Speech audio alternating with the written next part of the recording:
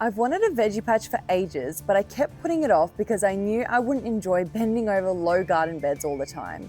So this was my way of making growing food at home feel easier, more comfortable, and actually sustainable long term. So in this video, I'll show you exactly what I did, how I chose the garden beds, set them up, and filled them. If you're thinking about doing something similar, this should save you a bit of trial and error.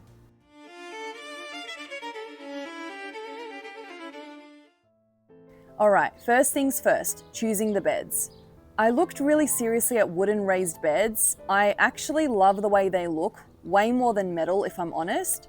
But after doing some research, I realized that timber can start to rot over time. There's also the risk of it bowing or bending once it's filled, particularly if the beds are tall. I could have gone with a treated timber with a plastic lining, but I wanted to minimize the risk of any chemicals or microplastics leaching into the soil over time, so I felt a lot more comfortable choosing a material that completely avoided that concern. That's how I landed on these raised garden beds. I looked at a few cheaper options, but I didn't want to take the risk of double handling if they didn't last. These ones are from a brand called Birdie's, and they've got good structural support, a solid warranty, and they're designed to handle the weight properly. I wasn't totally sold on the metal look at first, but now that they're in, I actually really like how sleek and modern they look. For the color, I chose Monument. It ties in really nicely with our shed and fence, and it just keeps everything looking cohesive without drawing too much attention.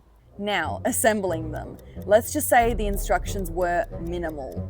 One sheet, a few diagrams, and a lot of standing around going, is this the side or the top? A few moments later. It definitely wasn't straightforward, but we got there in the end. Thanks to my husband, who is the real MVP of this project. Once the beds were assembled, I prepped the base. I really didn't want any weeds creeping in, so I lined the outer perimeter with a non-woven weed mat first. Then I laid cardboard across the bottom of the beds to smother anything growing underneath. Next, I actually used all the branches from the yuccas that we'd chopped down earlier. I cut them into small pieces and added them in as the first layer. This was great because it meant less green waste to get rid of, free organic fill for the beds, and it also helps with drainage as it breaks down over time.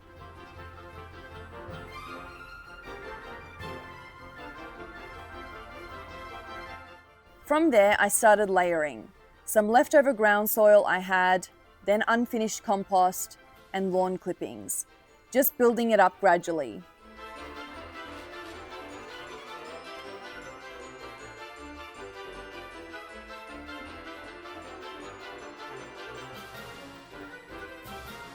I gave everything a good soak to help it settle, then I hopped in and gently walked over it to press out any big air pockets. Not compacting it hard, just enough to help everything level out properly before adding the next layer. For the top 30 centimeters, I used a good quality veggie mix. That's where most of the root growth happens, so this is the layer that I didn't want to skimp on. Now, my husband is very into minimal digging, and honestly, fair enough. We had 2.5 cubic meters of soil delivered, so we hired a mini loader to do the heavy lifting. He used that to fill a battery-powered wheelbarrow and then wheeled it straight up the ramp and tipped it right into the veggie patches. Such a back saver. No endless shoveling, and it made the whole process way more manageable.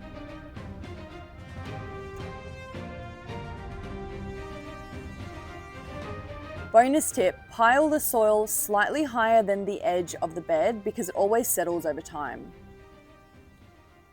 Also, try not to compact this top 30 centimeters as it needs to remain light and airy. Give it a light water, but nothing that could cause it to harden and compact.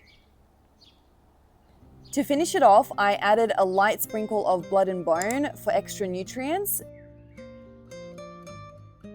then a layer of sugarcane mulch.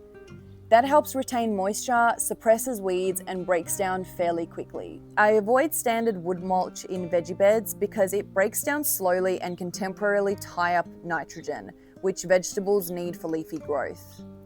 Around the outside of the beds, on top of the weed mat, I added a few bags of small garden rocks. It keeps everything looking tidy and helps lock in the weed prevention. Now for the fun part, peeling off all the protective plastic.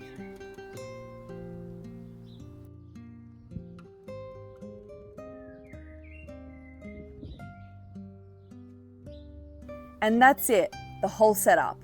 I'm honestly so excited to start planting in these. One is south facing and only gets about 4 hours of direct sun, which is perfect for herbs and lettuce. And the other gets closer to 8 hours since it's a north facing one. So that will be for the tomatoes and cucumbers that love the extra sunlight.